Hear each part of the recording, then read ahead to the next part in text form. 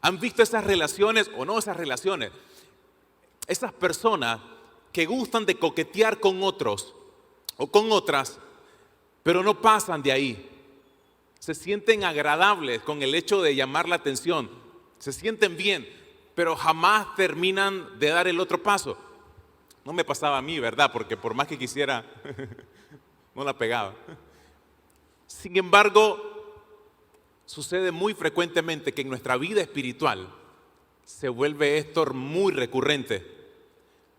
Coqueteamos con el Evangelio, estamos cerca de él, nos congregamos, leemos la Biblia, incluso podemos hasta orar, pero ante la primera circunstancia dura nuestra fe se tambalea.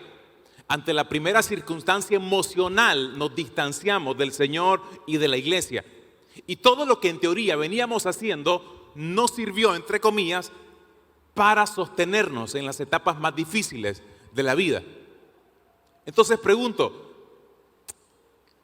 ¿cómo dejo de coquetear con la verdad y me convierto en un creyente que realmente afirme su fe y tenga convicciones claras?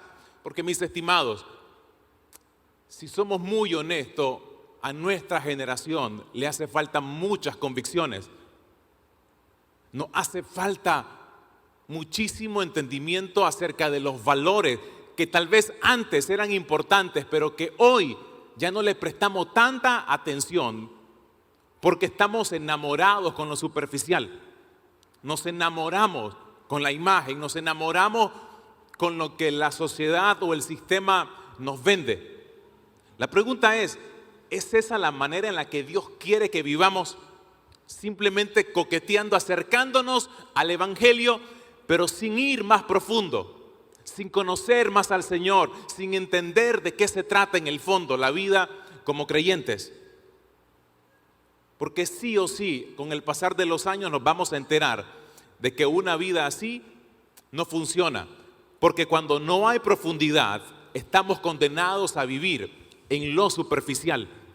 Y les quiero dar dos consejos, solamente voy a darles dos consejos. ¿Cómo hacer para dejar de coquetear con la verdad y realmente introducirme en ella? Esta es la primera forma o el primer consejo que quiero que usted guarde en su corazón. Necesito identificar el motivo, la razón que hay detrás del por qué no estoy asumiendo mayores niveles de compromiso, de convicciones, de valores. ¿Por qué ya no me apasiona tanto la palabra del Señor como antes? ¿Por qué ya no me apasiona tanto el orar? ¿Por qué ya no me apasiona tanto los tiempos dentro de la iglesia mientras estamos adorando, mientras se está escuchando un mensaje, etcétera? ¿Qué es el motivo que hay detrás? Y quiero tomar la historia de Daniel como referencia para lo que le quiero compartir. Usted sabrá que Daniel era parte de un grupo de jóvenes que venía de la nobleza, muy bien preparados, como vamos a leer en un rato, pero que en aquella época el imperio de Babilonia los escogió precisamente para reeducarlos, para enseñarles cómo tendría que ser de ahí en adelante su vida, algo muy parecido a lo que está sucediendo hoy en día. Por favor, vaya conmigo a su Biblia y veamos en el libro de Daniel, capítulo 1. Nabucodonosor, el rey de Babilonia, vino a Jerusalén y la sitió con sus ejércitos. Versículo 3. Luego ordenó a Aspenaz, quien estaba a cargo del personal de servicio de su palacio, traer al palacio a algunos de los jóvenes judíos que habían sido traídos cautivos, jóvenes de la familia real o de la nobleza de Judá. Escoge muchachos fuertes, dijo Nabucodonosor, sanos y de buen parecer. Y noten lo que añade después, que tengan una amplia cultura, jóvenes bien educados, inteligentes, despiertos, sensatos y capaces de servir en el palacio. Nabucodonosor estaba interesado en un perfil en específico. Gente que sea capaz, gente que sea de paso de buen parecer, que sea elegante, que su imagen venda, cultos, muy bien educados, muy bien preparados, que estén listos para lo que requerimos. Y hoy por hoy, si me permiten una manera de hacer una analogía, una comparación, sigue siendo el mismo modus operandi de la sociedad. La sociedad nos sigue buscando, precisamente ¿sabe por qué? Porque sabe que dentro de las iglesias hay personas capaces, hay personas educadas, hay personas con muy buen corazón, hay personas que tienen mucho que ofrecer, pero que a veces allá afuera nos tratan de seducir para vivir de acuerdo al molde que se nos enseña allá afuera. Y noten lo que continúa en el versículo 4. Esto es lo que comienza a pedirle Nabucodonosor a su servidor: enséñales a estos jóvenes la lengua y la literatura de los babilonios. Noten lo primero. Número 2, en el versículo 5. Y el rey les asignó a estos jóvenes la mejor comida y el mejor vino, todo de lo que él mismo consumía. No solamente les va a enseñar un nuevo lenguaje, les va a dar una nueva dieta alimenticia. Número 3, versículos 6 y 7. Daniel, Ananías, Misael y Azarías fueron 4 de los jóvenes escogidos, todos de la tribu de Judá. Sin embargo, el jefe del personal les dio nombres babilónicos. Daniel fue llamado Belsasar, Ananías fue llamado Sadrach, Misael fue llamado Mesac y Azarías fue llamado Abednego. Observen las 3 cosas que le intentan enseñar: nuevo lenguaje, nueva dieta alimenticia y nuevo nombre. Identidad nueva, en otro sentido. Y quiero que vean la forma impresionante en la que se sigue pareciendo hoy por hoy nuestra sociedad. Lo primero, lo que a veces intentan cambiarnos o enseñarnos o entrenarnos allá afuera, es en el lenguaje. Las palabras que estamos usando, estamos redefiniendo la forma en la que hablamos, incluso en la sociedad. Noten que ahora, por ejemplo, ya no le decimos o ya no le dice algunas organizaciones importantes a nivel mundial, ya no se habla de aborto como tal. ¿Qué es lo que se dice? Interrupción del embarazo. Puede parecer una tontería la palabra, puede parecer simplemente un sinónimo, pero gradualmente nos van cambiando ciertas terminologías para que luego lo normalicemos en nuestro día a día. Eso sucede allá afuera, sucede en la práctica, incluso entre nosotros. No decimos que estamos chismeando, decimos que estamos compartiendo nuestras experiencias. Cambiamos términos, pero en el fondo el mismo chisme sigue siendo. No estamos murmurando, simplemente nos estamos desahogando abiertamente con personas que nos pueden ayudar, etcétera. Nuestro lenguaje está siendo constantemente atacado. ¿Sabe por qué es importante esto? Porque cuando cambia nuestro lenguaje, también va a cambiar la manera en la que pensamos. Y cuando cambia la manera en la que pensamos, cambia la manera en la que nos comenzamos a comportar. El apóstol Pablo le dijo a Timoteo en una oportunidad, cuando Timoteo estaba a cargo de una de las iglesias, en Éfeso puntualmente, Timoteo era alguien, para la sociedad en la que él vivía, era alguien joven. Entonces, probablemente lo estaban menospreciando por su juventud. No le daban mucha importancia a lo que a lo mejor él decía, a su liderazgo, etc. Por lo tanto, Pablo le llega a decir a Timoteo, en el capítulo 4 de Primera de Timoteo, versículo 12, sé ejemplo de los fieles en la forma en que hablas y vives. Noten la manera en la que en la Biblia hay un vínculo estrecho entre mis palabras, lo que yo digo y lo que yo vivo.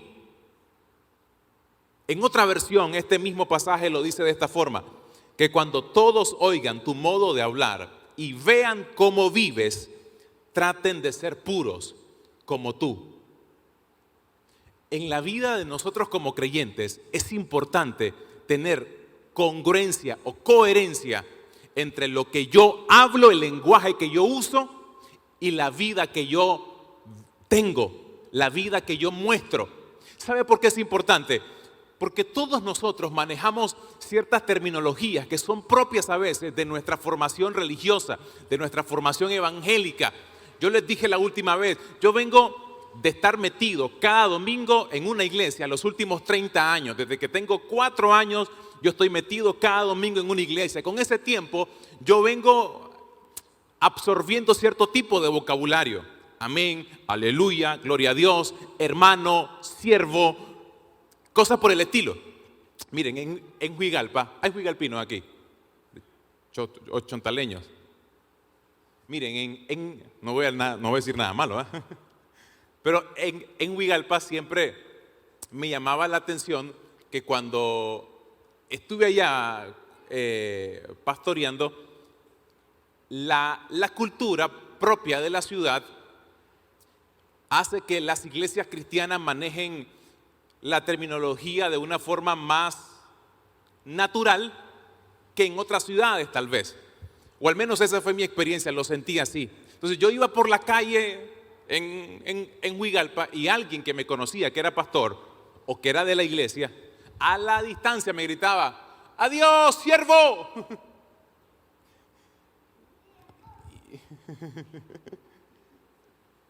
Y yo volteaba a ver y adiós.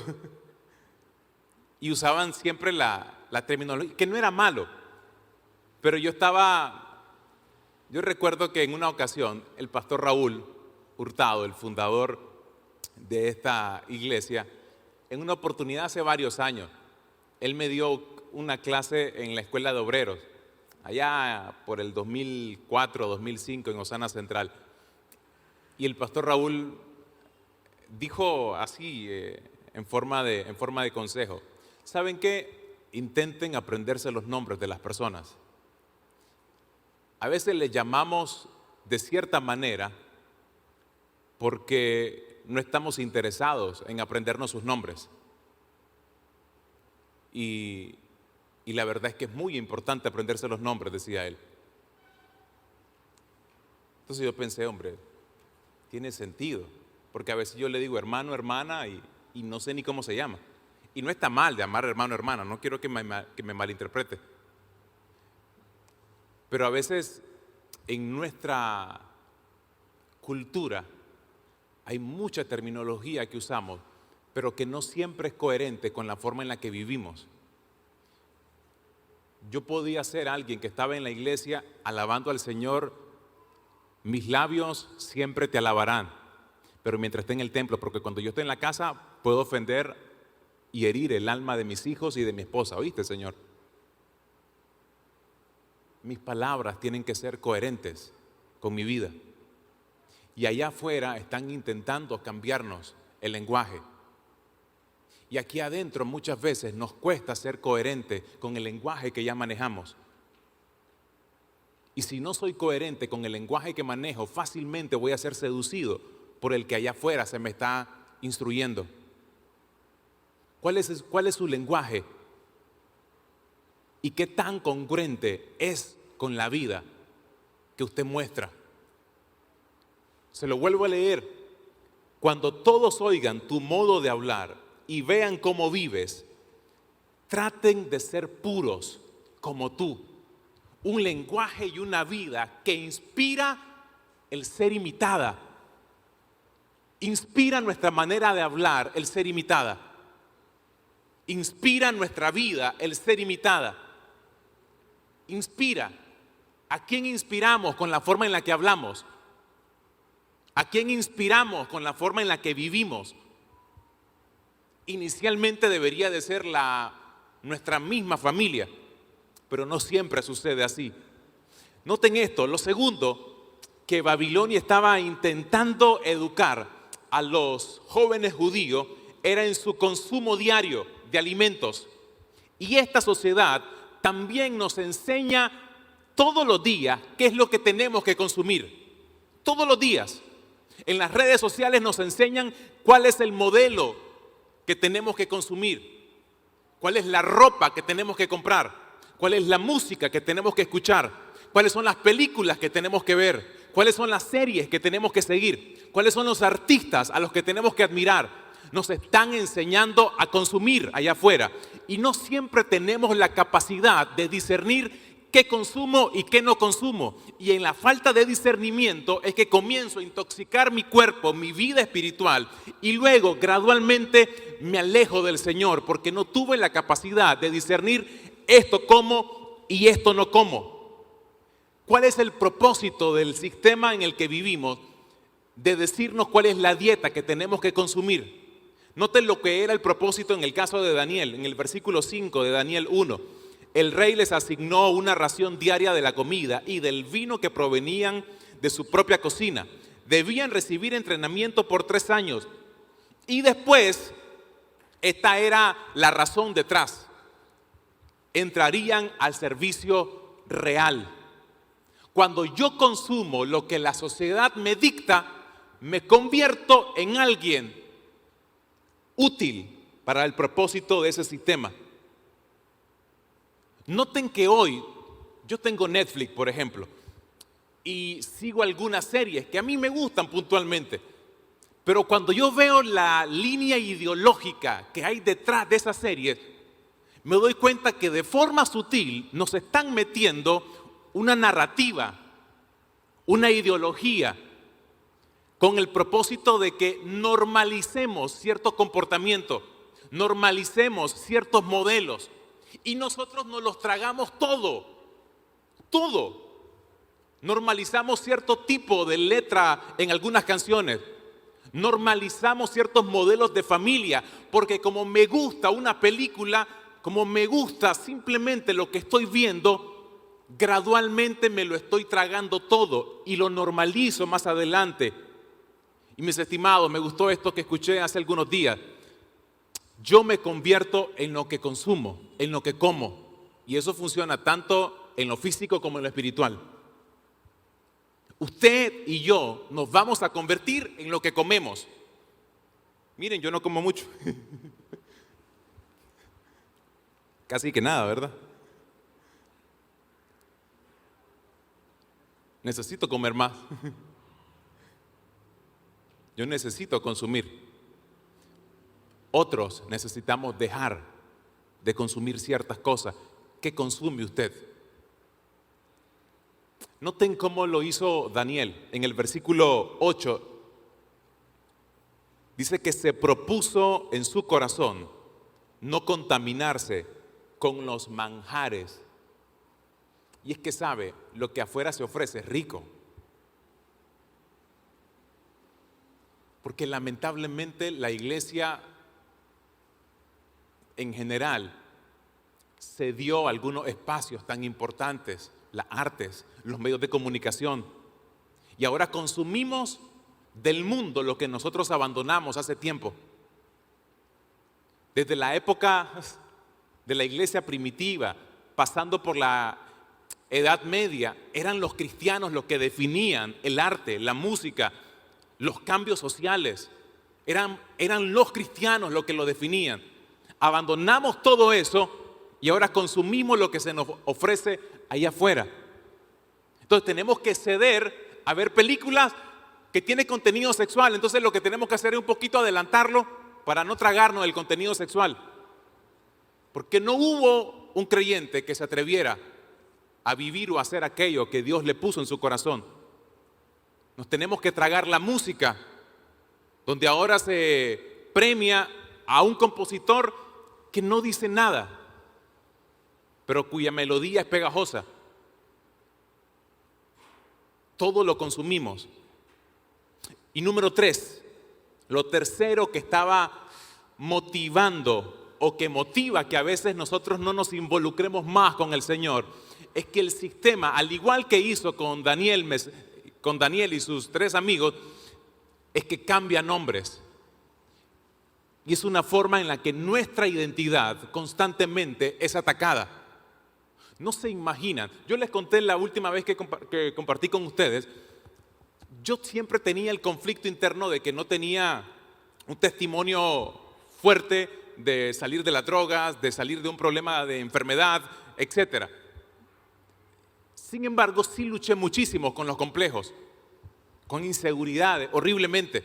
Y eventualmente me vienen las luchas. Créanme que cuando era un chavalo de 20 años, 18 años, luchar con este físico para mí era un problema serio. Porque yo decía, soy flaco. Y lo que la sociedad me vende, la identidad que allá afuera me venden, es que tengo que tener un físico un poquito más recio y tengo que vivir insatisfecho con esto que me tocó. Y no es licencia para no cuidarse, por supuesto. Lo que estoy diciendo es que es un sistema diseñado para que vivamos constantemente insatisfechos con lo que somos. Y nos confundimos. No sabemos quiénes somos.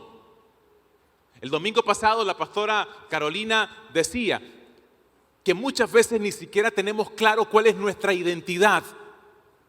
Entonces decimos que nuestra identidad es lo que trabajamos, el rol que tenemos en la casa. Pensamos que nuestra identidad es el nombre que tenemos y no, es quienes somos en Cristo. Son las bendiciones que tenemos en Cristo. Es la marca que el Espíritu Santo ha puesto en nosotros.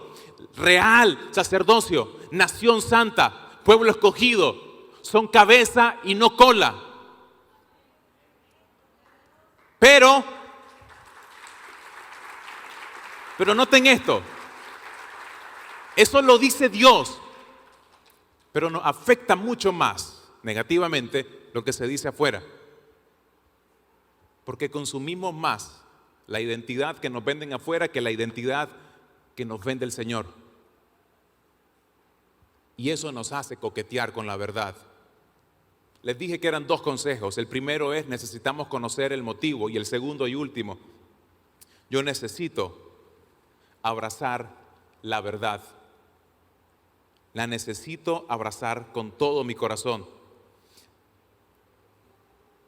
¿Saben cuál es el tema? Es que muchas veces nosotros en el fondo no nos cuestionamos si estamos dispuestos a abrazar la verdad con todo lo que eso implica. Cuando hablo de la verdad no me refiero a un concepto o una doctrina o un sistema de creencia. La verdad, recuerden que es una persona, es Cristo. Yo soy la verdad, dijo él.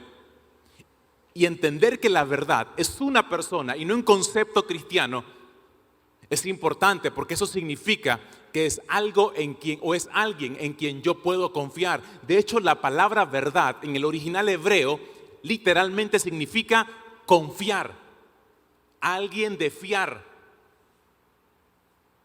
Qué importante es que yo pueda entender que si yo rindo totalmente mi vida a la palabra del Señor, a los principios bíblicos, no seré defraudado.